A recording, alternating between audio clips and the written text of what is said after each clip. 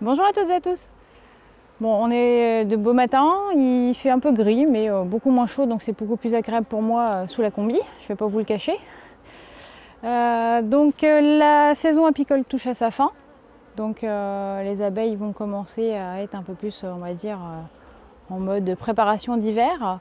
Donc là maintenant pour nous c'est la période où on va commencer à faire le traitement pour le varroa, un gros parasite pour les abeilles, donc d'origine d'Asie, comme le frelon asiatique. Malheureusement, on va pas s'en débarrasser de ça. Et donc cet acarien vit principalement sur le corps de l'abeille et ressemble à un tout petit crabe. Donc il faut savoir que lorsque le varroa est en trop grand nombre dans la ruche, ça va jusqu'à des malformations d'abeilles, pas mal de maladies en conséquence, et surtout ça peut aller jusqu'à la mortalité complète de la colonie. Donc ça c'est vraiment un gros problème. D'où l'intérêt de traiter contre ce varroa après la récolte d'été. Ça c'est très important puisqu'on ne fait pas ça avec la récolte d'été, on ne fait pas ça au contact du miel, surtout pas. Donc on va faire une petite ouverture et en même temps on va poser ce médicament. Alors, je ne vais pas vous cacher que je ne suis pas fanat des médicaments, mais c'est bien le seul qu'on met sur les abeilles. Hop. Donc on va vérifier l'état de la colonie. Une petite visite pour vérifier tout ça et on est parti.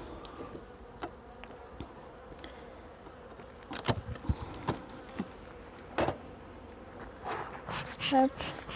Un petit bonjour les filles. Hop. Je vérifie surtout que je n'ai pas la reine en dessous du nourrisseur, sinon il va m'arriver une galère. Hop. Et on est parti pour une petite visite.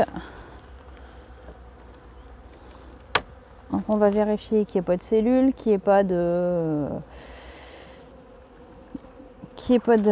trop de mâles non plus, puisqu'à cette époque-là, les mâles commencent à se faire virer de la ruche, puisque les mâles ne servent pas pendant l'hiver, donc du coup, les mâles commencent à se faire gentiment virer de la ruche.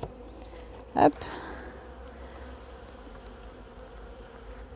Donc comme on peut le voir, c'est pas une partition que j'ai achetée, comme beaucoup de choses d'ailleurs dans mon rucher.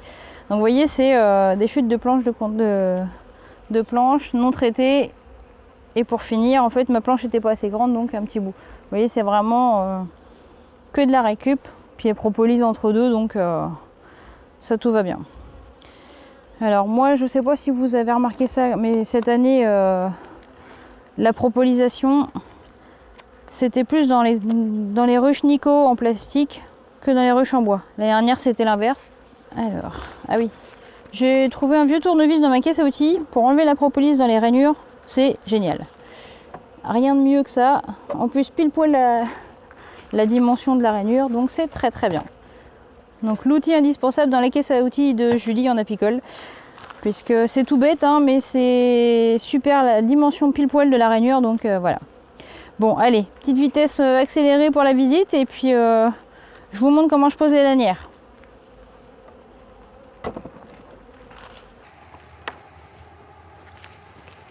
Du coup, je pose pas. Non, c'est sec. C'est sec, sec. Il y a un tout petit peu de nectar, mais c'est sec de chez sec. Il est très léger. Et puis on se pousse. Alors là, plus lourd, mais il y a déjà du couvain.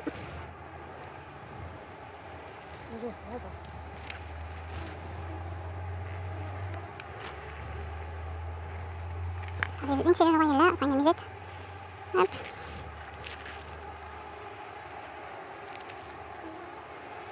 Non, pas sur celui-là.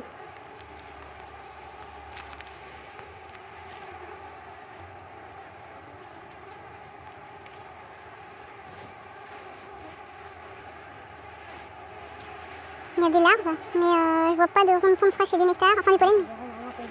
Mais non, il n'y a pas de pomme fraîche quoi. Bon là, c'est un peu normal, un pomme de pomme. Non mais pour dire. Si elle est plus grande, il y aura beaucoup de céleri. Ouais. Hop. Donc, on n'avait pas tout ça, hein. Toute cette propolis l'année dernière, on l'avait pas sur le Nico. On l'avait vraiment, mais vraiment sur le bois. Je sais pas si c'est la chaleur qui l'a fait propoliser le bois, le plastique, mais alors,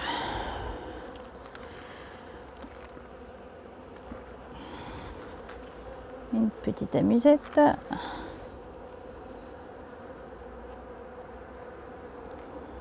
Ils font des constructions complètement anarchiques, mais hop.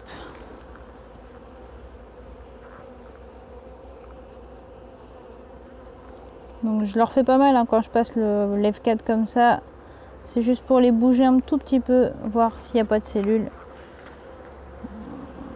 Hop. Voilà. Si je pouvais voir la reine, ça serait super. J'ai encore cru, mais pollen. Hop.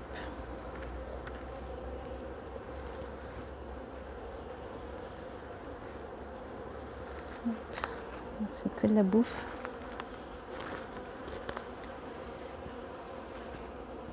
Bon, alors je passe un petit peu moins de temps sur les derniers cadres, puisqu'en fait le couvent est essentiellement sur ces cadres-là.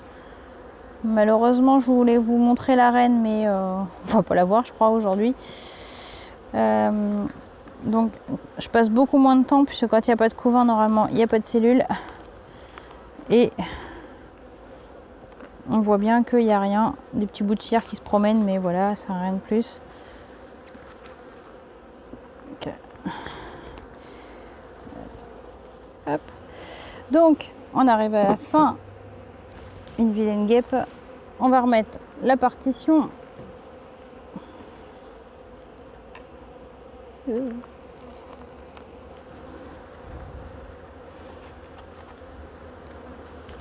Hop.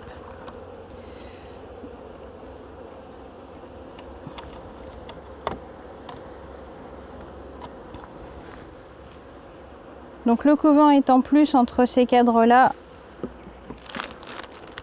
On va mettre les lanières.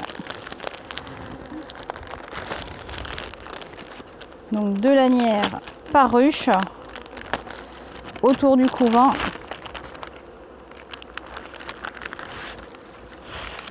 Donc le but étant en fait sur ces lanières qu'elles se frottent dessus pour aller... Donc je la pose pour l'instant comme ça. Ces 2 petites lanières et 2 petites ailettes. Hop. Voilà. On plie les 2 petites pattes en haut.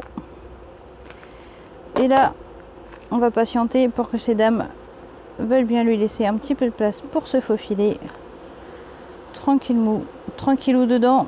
On sent que ça descend tout doucement, mais on force pas. À cette époque-là, on n'a pas envie de tuer une reine. Hop. Les 2 petites ailettes vont maintenir la bandelette. Hop, en voilà une. Et donc elles vont se frotter pendant au total 6 semaines. Donc sur la bandelette. 6 semaines au total, mais dans 2-3 semaines, je vais revenir et je vais la changer celle-là. Je vais aussi bien la mettre de l'autre côté. En fait, je vais les inverser pour pouvoir que toutes les abeilles soient passées dans le cadre sur la lanière. Donc là, je les mets comme ça et je les changerai dans 2-3 semaines. Et au total de traitement, 6 semaines. Donc quand je dis changer, je ne change pas la lanière, hein, je change juste l'emplacement de la lanière. C'est-à-dire que celle-ci, je vais la passer aussi bien ici. Et celle-ci, elle va venir ici, quoi. Enfin, mais je vais les bouger de place au milieu de la période de traitement totale. Donc 6 semaines, au bout de 2-3 semaines, je change et hop. Et après, on les retire, puisqu'après, sinon, le varroa s'y habitue. Donc la petite intervention terminée, je vais mettre un tout petit coup de fumée pour dire que les filles rentrent. Hop. Et je vais fermer.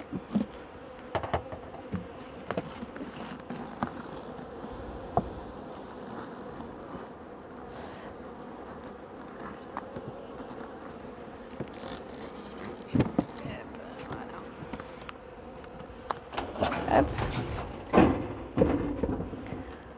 Donc là, je vais les laisser tranquilles pendant 2-3 semaines. Ce soir, je vais nourrir à la tombée de la nuit, juste avant la tombée de la nuit. Donc je vais mettre du sirop dans le nourrisseur. Les abeilles vont aller se frotter contre ces lanières, ce qui va permettre surtout que le varroa soit éliminé. Et je vais faire ça en fin de journée parce que l'année dernière j'ai fait ça en pleine journée et c'était une émeute. C'était le pillage total, c'était la guerre civile ici. Bon allez, sur ce je vous laisse, je vous dis à la prochaine et puis salut, ciao!